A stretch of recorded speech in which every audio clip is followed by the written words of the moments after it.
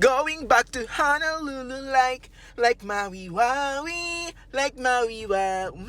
Basta yon mga be, oo. Usapang kilikili na naman tayo for today's video at sabi nitong si Lucas, ako lang daw yung may fetish sa kilikili. Dahil dyan, sige, isi-share ko yung fetish ko sa kilikili mula noon hanggang ngayon. Yes mga be, ito ang aking top 13 Pinoy crush. Oo, na na-inlove ako ng bonggang-bongga sa kilikili at naging dahilan kung bakit ako naging bakla. Sabi ko sa inyo.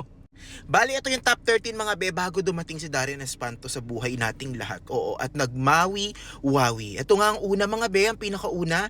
Yes, Wendell Ramos. Diba? Ang sarap sumaklob sa ilalim ng kilikili ni Wendell.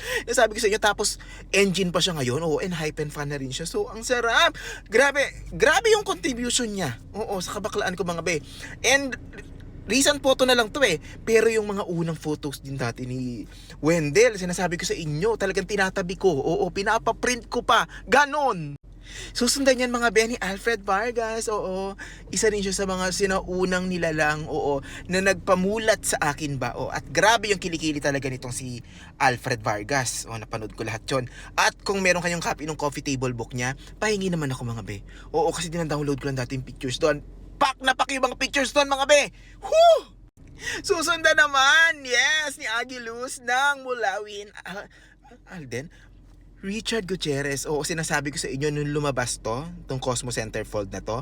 Gusto ko nang mag-pizza delight talaga, na sausage delight. Ay, ang sarap. OG crush ko rin to. Hoy, saan ka nakahawak, Dennis Trillo? Yes, mga bes, sobrang crush ko si Dennis Trillo. And, kita niyo naman, hindi niya kailangang itaas ang kilikili niya dito sa picture na to. Pero, ang sarap. Siyempre, hindi mawawala sa list. Ito si Ding Dong Dantes. Oo. Harap. Pag tinaas niya pa yan, mga bes, sinasabi ko sa inyo. Mga bes, si Paolo Avellino. Oo, Paolo. Tanggalin mo na yan. Charot. Pero, grabe rin to talaga. Kilikili and overall, lahat na. Yes, mga be, kasama dyan si Richard. Alden Richards. Oo, sobrang, wag niyong tingnan tong sa binababa niya. Takpan ko nga. Pero yung kilikili nito, mga be, parang ang sarap amoy-amoyin. Sobrang bango, sobrang linis. Ganun.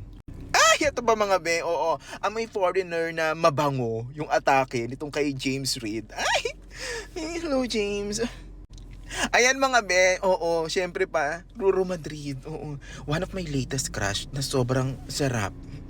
Naubusan na ako ng oras mga be, Enchong D. Sobrang crush ko siya. And tingnan niyo naman yung kinikili, di ba? Kilikili rin ni Adamos, hindi niya lang brilyante.